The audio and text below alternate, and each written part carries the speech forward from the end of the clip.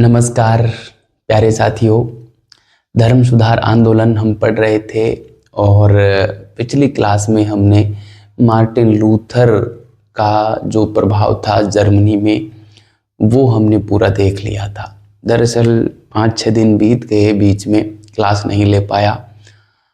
दरअसल गला बैठ गया था और पूरी तरीके से चौक हो गया था, बिल्कुल भी नहीं बोला गया। इसलिए 5-7 मिनट का कोई छोटा वीडियो भी मैं YouTube पे अपलोड नहीं कर सका। कल बड़ी मुश्किल एक क्लास, एक छोटी सी इंफॉर्मेशन डाली, उसमें भी बड़ी प्रॉब्लम आई और आज भी प्रॉब्लम थी, पर मैंने सोचा चलो कोशिश करते हैं और क्लास तो डालते हैं, ठीक है। तो सॉरी, आज हम धर्म सुधार आंदोलन का विकास पढ़ेंगे, या मैं कहूँ कि इसका जो प्रभाव क्षेत्र था वो जर्मनी के बाहर किन किन देशों में पड़ा वो हम आज देखेंगे, ठीक है। क्योंकि मार्टिन लूथर जो थे वो जर्मनी के थे और जर्मनी से धर्म सुधार आंदोलन की शुरुआत हुई थी। तो जर्मनी में तो ये फैला ही फैला, लेकिन जर्मनी से बाहर यूरोप के अन्य देशों में भी यह आंदोलन फैला था। तो किस संदर्भ में फैला, कितना फैला, कहाँ कहाँ पे इसकी क्या क्या विशेषताएं थी, वहाँ से भी सवाल अच्छे खासे बन जाते हैं। तो वो हम आज पढ़ते हैं, ठीक है। कोशिश करता हूँ कि क्लास 1 घंटे तक खींच पाऊँ, और गले ने साथ दिया तो खींचेंगे, वरना छोटी क्लास भी हो सकती है, ठीक है। थोड़ा सा वेट कीजिएगा। क्लास तो मैं रेगुलर ही दूंगा, बस गला थोड़ा ठीक हो जाए, ठीक है। और कोशिश यही करूँगा कि वर्ल्ड हिस्ट्री कम से कम आपकी पूरी करवा पाऊँ एग्ज़ाम से पहले तक, ठीक है। चलिए शुरुआत करते हैं। धर्म सुधार आंदोलन का प्रभाव, ये हेडिंग डालते हैं हम, है ना। धर्म सुधार आंदोलन, धर्म सुधार आंदोलन का प्रभाव, ठीक है। देखो, धर्म सुधार आंदोलन का प्रभाव कहाँ कहाँ पड़ा सॉरी ये हम देखेंगे। तो स्विट्जरलैंड में पड़ा, स्कॉटलैंड में पड़ा, है ना। इसके अलावा फ्रांस में पड़ा, है ना, इंग्लैंड में पड़ा। तो यूरोप काफ़ी प्रभावित हुआ था इस पूरे धर्म सुधार आंदोलन से, ठीक है। तो हम एक एक क्षेत्र की बात करते हैं। सबसे पहले हम स्विट्जरलैंड की बात कर लेते हैं, ठीक है। 1 नंबर पे मैं यहाँ पे डालता हूँ स्विट्जरलैंड, स्विट्जरलैंड, ठीक है। स्विट्जरलैंड की हम बात कर लेते हैं। मेरे साथियों, स्विट्जरलैंड में जो धर्म सुधार आंदोलन चला वो एक तरीके से काल्विनवाद की एक शाखा था, है ना। काल्विनवाद की प्रोटेस्टेंटवाद की एक शाखा था जो कि काल्विनवाद के नाम से जाना जाता था। दरअसल काल्विन एक बड़े रिफॉर्मर हुए थे, जिसका जन्म तो जो है फ्रांस में हुआ था, लेकिन काल्विन का जो कार्य क्षेत्र रहा वो स्विट्जरलैंड का जेनेवा क्षेत्र रहा था, ठीक है। इसलिए यहाँ पे जो धर्म सुधार आंदोलन करने वाले लोग थे वो काल्विनवादी कहलाए, ठीक है। मार्टिन लूथर के अनुयायी जर्मनी में थे, है ना। स्विट्जरलैंड के जो लोग थे जो कैथोलिक धर्म का विरोध कर रहे थे, यानी कि उनको हम प्रोटेस्टेंटवादी कह सकते हैं, या मैं यूं कह सकता हूं कि जो प्रोटेस्टेंटवादी थे वो स्विट्जरलैंड में काल्विनवादी कहला रहे थे, ठीक है। एक तो ये बात आपको ध्यान में रखनी है, ठीक है। और यहाँ पे ज्वेंगली नाम का एक बड़ा रिफॉर्मर हुआ, जिसने जो है काफ़ी यहाँ पे तहलका मचाया स्विट्जरलैंड में।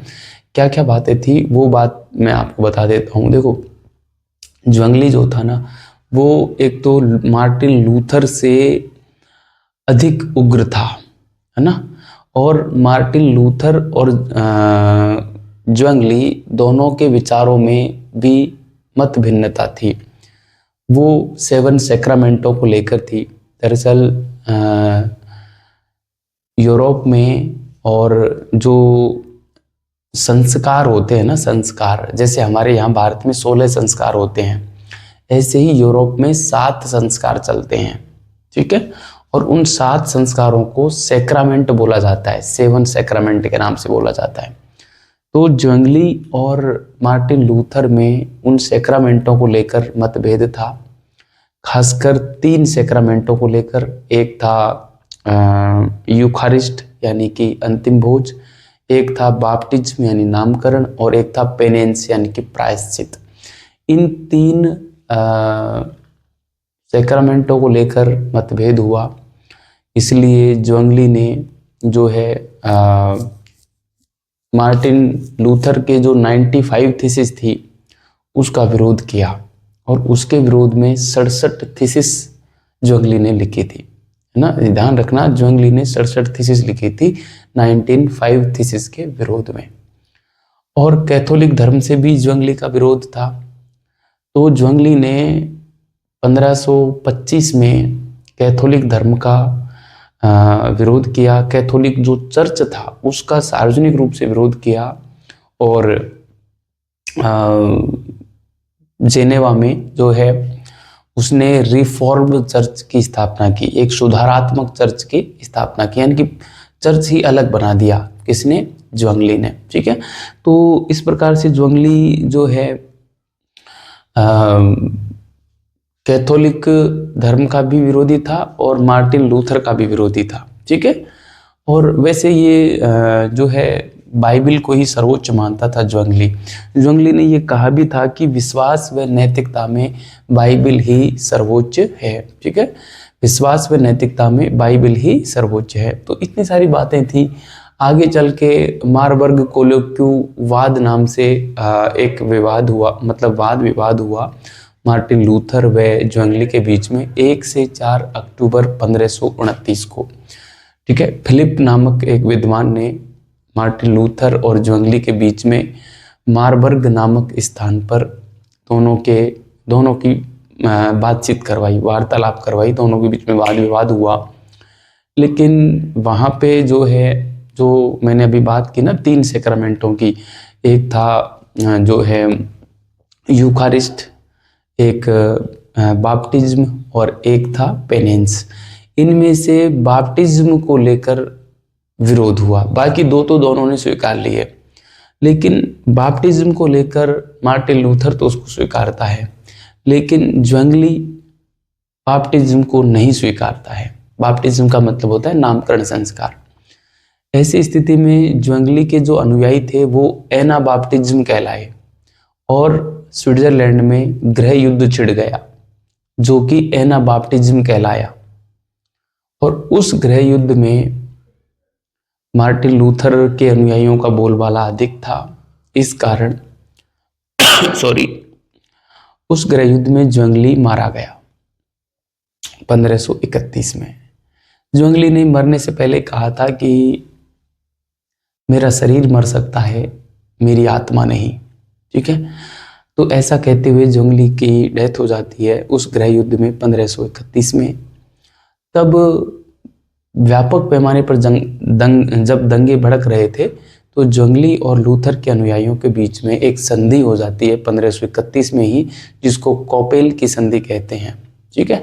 और इस प्रकार से ये ज्वेंगली का मामला यहाँ पे शांत होता है। इसके बाद हम पढ़ेंगे काल्विन को। तो मैं पहले ज्वेंगली की सारी बातें यहाँ पे लिख देता हूँ, लगातार बोला भी नहीं जाएगा, गला बैठ जाएगा वरना। ठीक है। आवाज़ मुझे लगता है आ रही होगी, नहीं आ रही हो तो आप बड़े गौर से सुनना, एयरफोन लगा के सुनोगे तो आपको आवाज़ पक्का आ जाएगी। ठीक है। तो चलिए मैं यहाँ पर जो है लिखता हूँ। देखो, प्रोटेस्टेंट वादी जो थे, प्रोटेस्टेंट वादी स्विट्जरलैंड में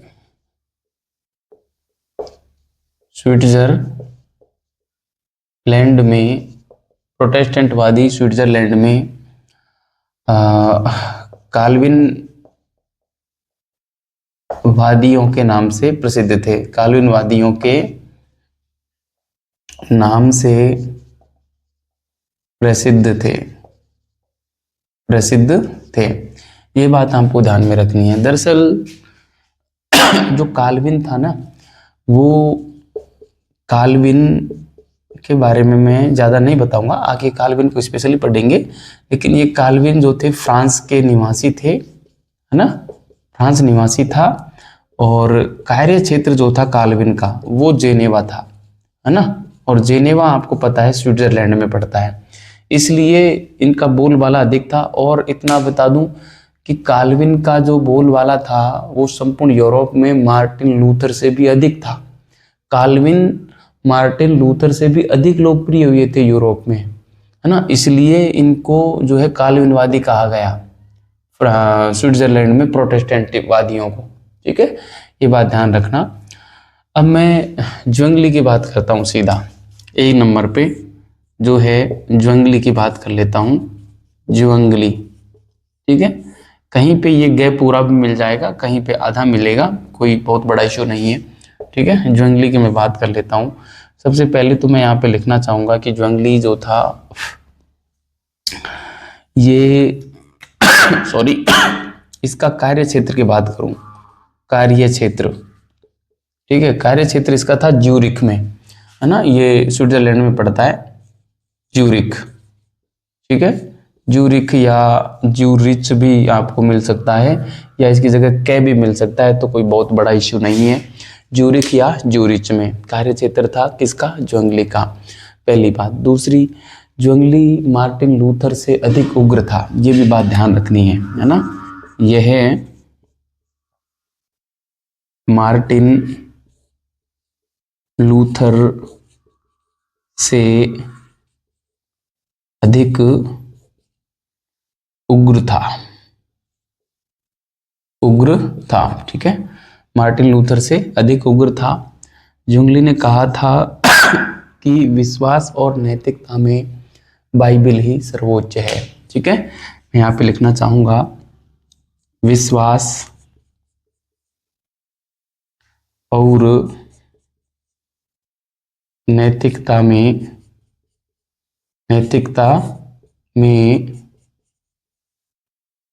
बाइबल ही सर्वोच्च है, बाइबल ही सर्वोच्च है। ठीक है,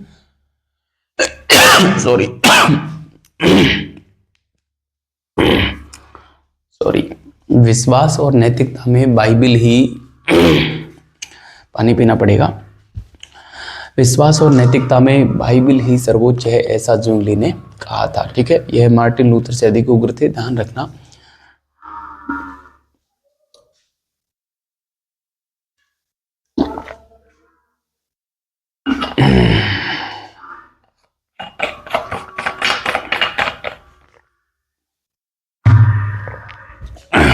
सॉरी, एक ये बात हो गई सॉरी। इसके अलावा और क्या है ज्वेंगली में, देखो ज्वेंगली ने 1525 में और जो है कैथोलिक जो चर्च था उसका बड़ा विरोध किया। ठीक है, वो बात मैं यहाँ पे लिखना चाहूंगा। इसने 1525 में कैथोलिक चर्च का विरोध किया,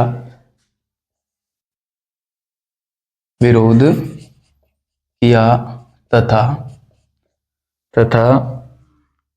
रिफॉर्म्ड चर्च की स्थापना की, रिफॉर्म्ड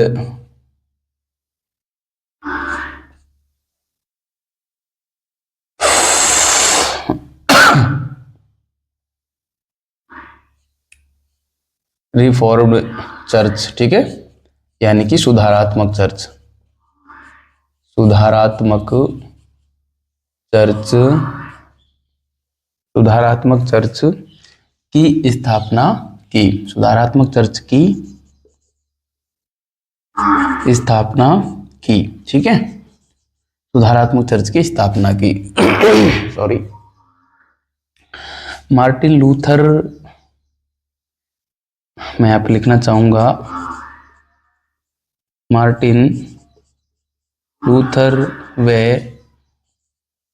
ज्वेंगली के मध्य मतभेद के कारण, मतभेद का कारण जो था वो था सॉरी वो तीन, मतलब 7 सैक्रामेंट्स थे, उसमें से 3 सैक्रामेंटों को लेकर था, है ना। कौन कौन से सैक्रामेंट थे? 3। एक तो था यूखारिस्ट, है ना, यूखारिस्ट, ठीक है, इसको बोलते हैं अंतिम भोज, ठीक है, अंतिम भोज। एक है पेनेंस, पेनेंस का मतलब होता है प्रायश्चित, प्रायश्चित, ठीक है।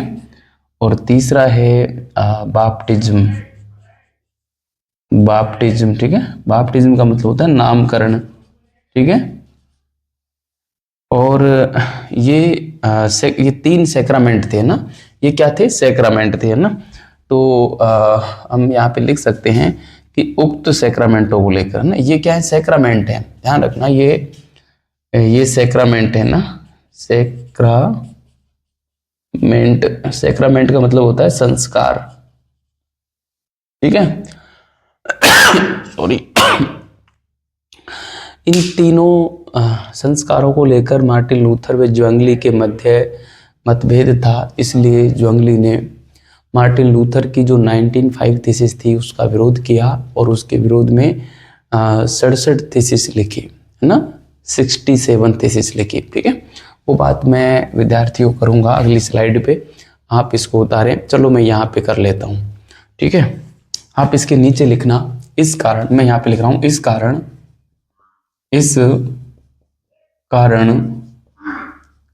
ज्वेंगली ने, ये वह है ना, वह वकील है, इस कारण ज्वेंगली ने मार्टिन लूथर की 95 थीसिस का विरोध करते हुए 67 थीसिस, ये पूछते हैं, ध्यान रखना, लोग अधिकतर जो है ध्यान नहीं रखते, जल्दीबाजी में मार्टिन लूथर करके आ जाते हैं। 67 थीसिस ज्वेंगली ने लिखी थी, ध्यान रखना, 67 थीसिस लिखी, ठीक है। इतना आप उतारे, मैं अगली स्लाइड पे चलता हूँ और वहाँ पे और आगे की बात करता हूँ, ठीक है। आप इसको उतारें, अभी हम ज्वेंगली ही पढ़ रहे हैं, मैं ज्वेंगली को नहीं मिटाऊंगा, ठीक है। ज्वेंगली में कुछ बातें और हैं, तो ये मैं इसको मिटा देता हूँ, ये लीजिए।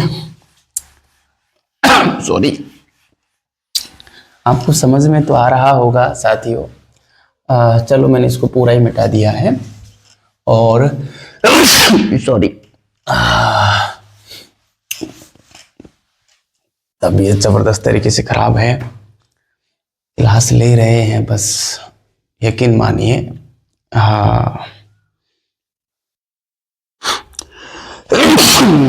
ओहो, चलिए।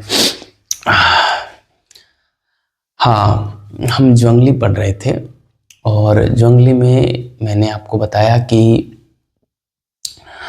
मार्टिन लूथर और ज्वेंगली के बीच में विवाद लगातार चल रहा था, ठीक है। तो देखो, ज्वेंगली को मैं पूरा करवा देता हूँ, फिर गला काम नहीं कर रहा है, लगातार छींकें आ रही हैं, ठीक है। तो देखो, ज्वेंगली और जब लूथर में विवाद हो रहा था तो इनके बीच में एक जो है एक मीटिंग करवाई फिलिप ने मारबर्ग में, और ये मीटिंग थी 1 से 4 अक्टूबर 1529 को। लेकिन यहाँ भी कोई जो है हल नहीं निकला। इस मीटिंग को मारबर्ग कोलोक्यू वाद भी कहते हैं।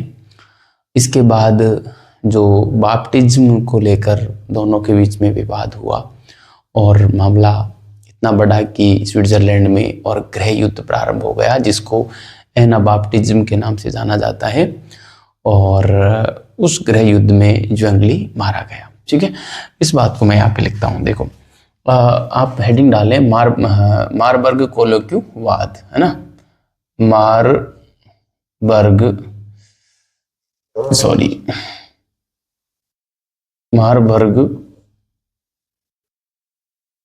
कोलोक्युवाद,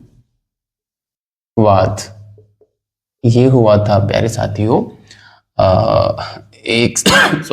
1 से 4 अक्टूबर 1529 को, ठीक है, 1 से 4 अक्टूबर 1529 को हुआ था। और इसको जो करवाया था वो फिलिप ने करवाया था ना, फिलिप ने मारबर्ग नामक स्थान पर, मारबर्ग नामक स्थान पर मार्टिन लूथर व ज्वेंगली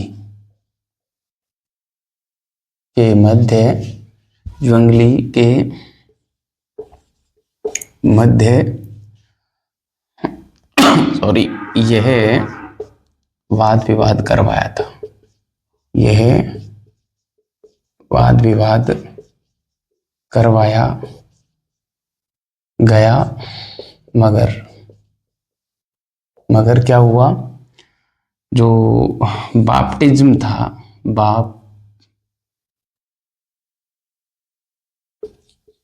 बाप्टिज्म सैक्रामेंट को लेकर, बाप्टिज्म सैक्रामेंट को लेकर विवाद आगे बढ़ा,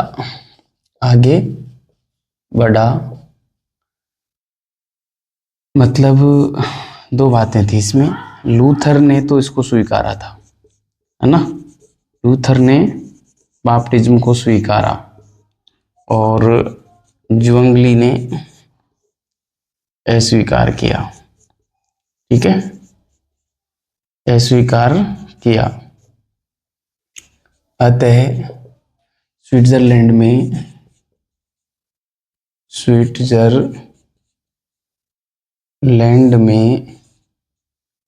गृह युद्ध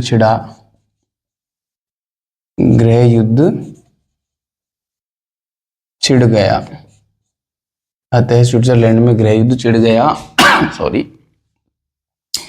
जो एना बाप्टिज्म कहलाया, एना बाप्टिज्म कहलाया, ठीक है, जो एना बाप्टिज्म कहलाया था। इस गृह युद्ध में पूछते हैं कई बार कि एना बाप्टिज्म आंदोलन का संबंध किस देश से है, किस स्थान से है या किससे है, ठीक है, तो ज्वेंगली ध्यान रखना, स्विट्जरलैंड ध्यान रखना और मार्टिन लूथर व ज्वेंगली के बीच विवाद ध्यान रखना, ठीक है। और बाप्टिज्म क्या था, ये सारी चीज पूछते हैं, बाप्टिज्म का अर्थ भी पूछा जा सकता है, ठीक है, हर चीज को बढ़िया तरीके से ध्यान रखना। इस गृह युद्ध में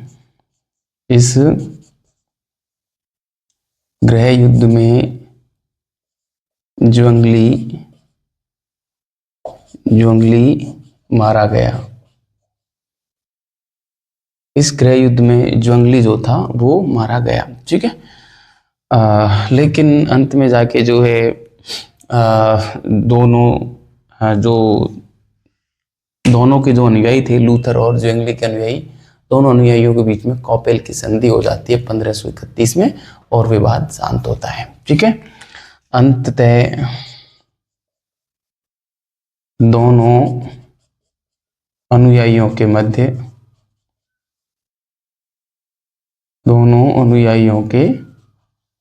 मध्य कॉपेल की संधि, ध्यान रखना इंपॉर्टेंट है ये ना, कॉपेल की संधि 1531 ईस्वी, ठीक है, के द्वारा विवाद शांत होता है, ठीक है, इसके द्वारा जो है विवाद शांत हो जाता है, ठीक है। तो ये था प्यारे साथियों ज्वेंगली के बारे में हमने पढ़ा। आज और पढ़ा सकता था, मार्टिन काल्विन को भी हम पढ़ लेते, लेकिन गला साथ नहीं दे पा रहा है, छींकें भी आ रही हैं। तो आज आप इतना ही तैयार करना। कोशिश करूँगा कि कल ठीक रहूँ, और तो कल क्लास और मिल जाएगी आपको, और फिर रेगुलर मिल जाएगी। वरना तबीयत में सुधार नहीं हुआ तो फिर थोड़ा और वेट करना पड़ सकता है। ठीक है, धन्यवाद।